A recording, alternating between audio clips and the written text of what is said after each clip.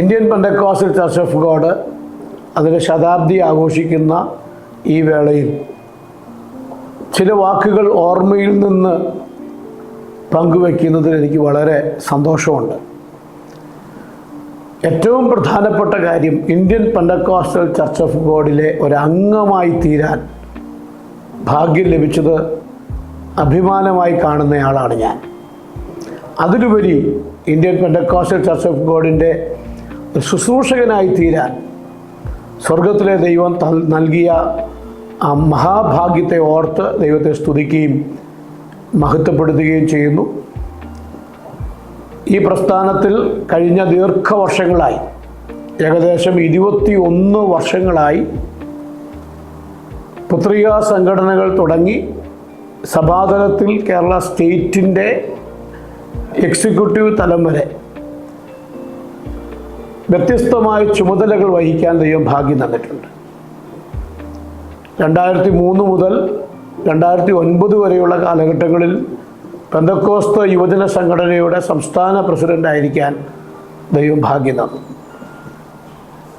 നമ്മുടെ പ്രസ്ഥാനത്തിൻ്റെ യുവജനങ്ങളുടെ ഇടയിൽ അവരുടെ ഹൃദയത്തിൻ്റെ സ്പന്ദനം അറിഞ്ഞ് അവരുടെ കൂടെ നിന്ന് ഒരു തലമുറയെ വാർത്തെടുക്കാൻ ദൈവം എനിക്ക് ഭാഗ്യം തന്നിട്ടുണ്ട്. പുത്രികാ സംഘടനയായ സൺഡേ സ്കൂൾ അസോസിയേഷൻ്റെ ഡെപ്യൂട്ടി ഡയറക്ടറായി പ്രവർത്തിക്കാൻ ദൈവം അവസരം തന്നിട്ടുണ്ട്. കേരള സ്റ്റേറ്റ് കൗൺസിൽ പ്രസ്ബിറ്ററി അംഗമായി പ്രവർത്തിക്കാൻ ദൈവം ഭാഗ്യം തന്നുകൊണ്ടിരിക്കുകയാണ്. അതുപോലെ തന്നെ IPC കേരള സ്റ്റേറ്റിൻ്റെ വിവിധ ബോർഡുകളുടെ ചുമതല, prayer and revival board, evangelism board, അങ്ങനെ വ്യത്യസ്തമായ ബോർഡുകളുടെ മുൻനിരയിൽ നിന്ന് പ്രവർത്തിക്കാൻ, ചെയർമാൻ സ്ഥാനത്ത് നിന്ന് വരെ പ്രവർത്തിക്കാൻ ദൈവം ഭാഗ്യം തന്നു.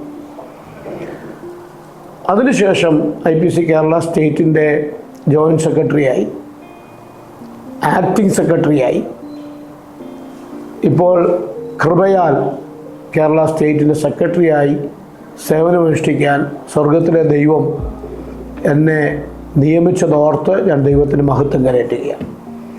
ഈ പ്രസ്ഥാനം ഒരു അനുഗ്രഹിക്കപ്പെട്ട പ്രസ്ഥാനമാണ്. പിതാക്കന്മാർ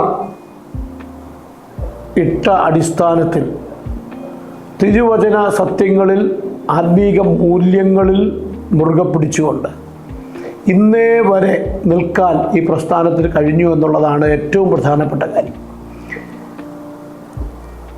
കാലങ്ങൾ കഴിഞ്ഞു വരുമ്പോൾ ഉപദേശങ്ങൾ കയവ് വരുന്നു.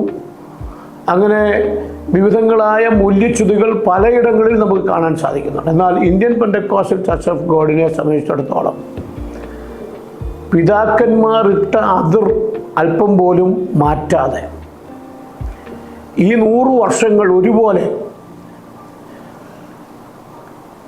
പിടിച്ചു നിൽക്കാൻ ഭാഗ്യം ലഭിച്ചു. ഇന്ത്യൻ പെന്തക്കോസ്റ്റൽ ചർച്ച് ഓഫ് ഗോഡിന് കേരളത്തിൽ തന്നെ 3300-ൽ പരം ലോക്കൽ സഭകളുണ്ട്. 4000-ൽ പരം ശുശ്രൂഷകന്മാരുണ്ട്. ആഗോള വ്യാപകമായി മലയാളികൾ തിങ്ങിപ്പാർക്കുന്ന എല്ലാ രാജ്യങ്ങളിലും ഇന്ത്യൻ പെന്തക്കോസ്റ്റൽ ചർച്ച് ഓഫ് ഗോഡിന് സഭകളുണ്ട്. അത്രമാത്രം വളർന്ന് പടർന്ന് പന്തലിച്ച ഒരു വലിയ പ്രസ്ഥാനം. അതിൻ്റെ ശതാബ്ദി ആഘോഷ വേളയാണ്, അതിൻ്റെ വർഷമാണ്. IPC ജനറൽ കൺവെൻഷനോട് ബന്ധത്തിൽ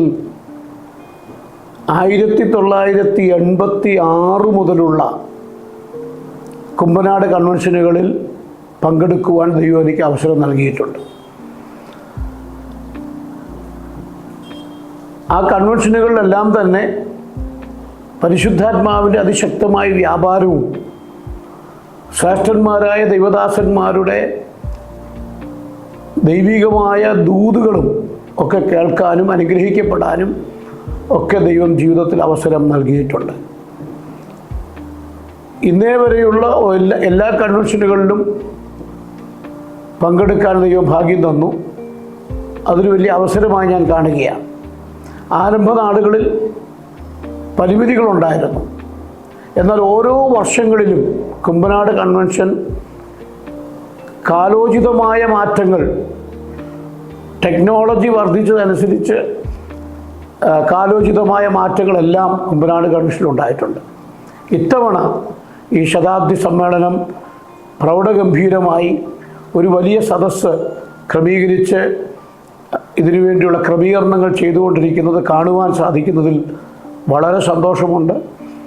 കേരളത്തിലെ മാത്രമല്ല, ലോകത്തിലെ എല്ലാ IPCക്കാരുടെയും ഒരു വികാരമാണ് കുമ്പനാട് കൺവെൻഷൻ. ആ കുമ്പനാട് കൺവെൻഷനിൽ എനിക്കും ഇത്തവണ പങ്കെടുക്കാൻ അവസരം ലഭിക്കുന്നതിൽ എനിക്ക് വളരെ സന്തോഷമുണ്ട്. അതിൻ്റെ സംഘാടകരെയും എല്ലാം ദൈവം അനുഗ്രഹിക്കട്ടെ.